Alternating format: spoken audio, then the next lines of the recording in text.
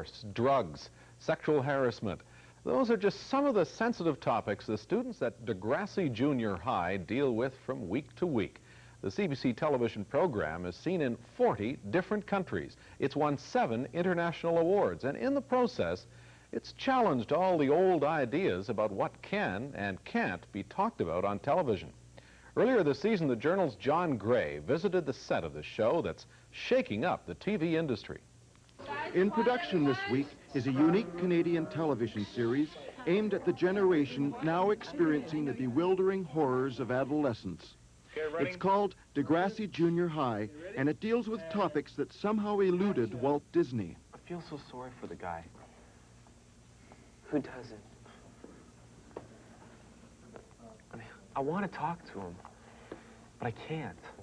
Fresh, realistic, and surprisingly complicated emotionally, the show is the brainchild of director Kit Hood, producer Linda Schuyler, and a company of 50 Toronto school children who act as both performers and field researchers. The concept originated 10 years ago with the kids of Degrassi Street and continues with Degrassi Junior High. Both series are watched by millions of kids from Iceland to Australia, often with their anxious parents squirming beside them. Linda Schuyler is an ex-school teacher who remembers her own upbringing at the hands of coy educators, passing their ignorance and fear on to the next generation. The sex education at Paris District High School took place behind closed doors, blackened out with construction paper. You separated sexually? We were separated. The girls were in the class. The boys were down playing basketball or doing something. And it amazes me now when I see the types of things that we are talking about on primetime television compared to, in the 60s, what was being discussed behind closed doors. Well, they're having none of that on Degrassi Street, where nothing is unmentionable. Joey goes shopping for a condom for that important first date. I want it. You want it. Let's do it. Stephanie nearly drowns in Dad's liquor cabinet. We need to... Lucy is sexually harassed by a teacher. Lesbian. I heard you. Caitlin wonders if she might be a lesbian. And Spike experiences the age-old female catastrophe. I think I'm pregnant. Spike went into labor at the end-of-season cliffhanger, and everyone's wondering what she'll do with the baby. Call my mom. Quick! Hot topics like teen pregnancy and homosexuality scare television executives.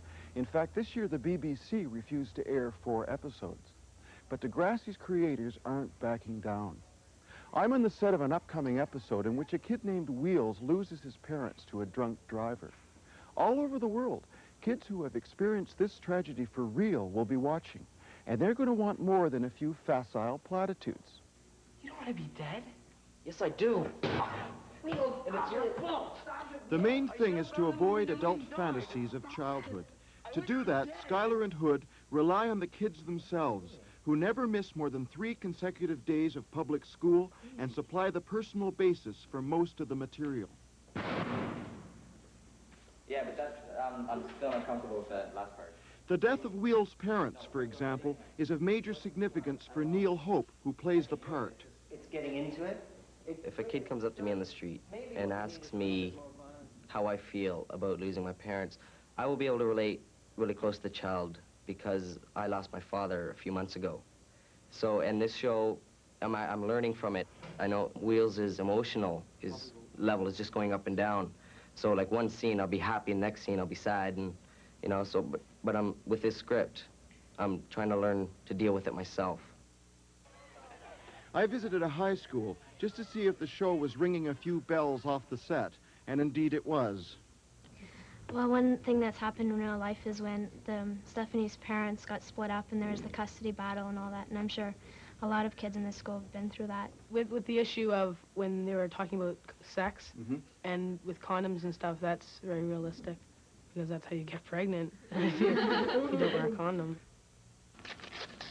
And from the thousands of Degrassi letters, some with heartbreaking stories to tell, it's obvious that the traditional sitcom, with its patronizing advice from all-knowing adults, sadly underestimates its young audience. Sure. Are you and Rick, you know? Family ties, you know, the problems always go to the mother. And then she always seems, she's like the family counselor. And with our show, the kids help the kids. When some of my friends watch it, they tell me, they say that the show is really good because they don't find an easy way out. They tell the kids, or they at least try to help the kids with with those problems. And they give the kids choices, like they're not telling you, you have to do this if this and this happens to you. They give a variety of choices, and the kids can learn from the different choices, or they can decide. The show's creators have some hard choices to make, too.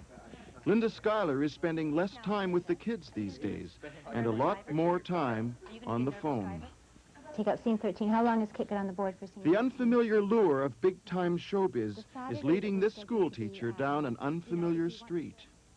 I love that about my job. I love the pull between, you know, working with the kids on one hand, working with the deal on the other, working with the writer on the stories on the other side. But when a show depends this much on personal interaction with specific kids in a specific place, how big can it grow without losing its vital elements?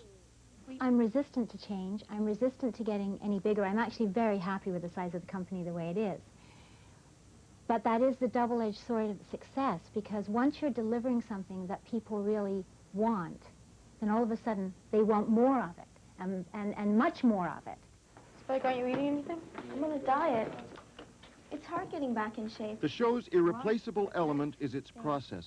If they change the process, the production could become bigger and faster, and Degrassi could lose its soul.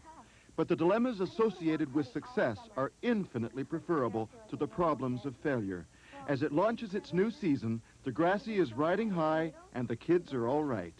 Do you have more confidence now than you had before you started Degrassi? Oh, yes. Yeah. Oh, let me talk. Oh, here we go. Back in grade 9, I was a total wimp, loner, loser. Nerd, geek. And then one day, Degrassi. No, I'm serious. I mean, when I started Degrassi, my confidence built up, and I got really close friends, and, well, they say they're my friends. And, I mean, I'm more confident, you know, I'm more studly. And Oh, he's more studly.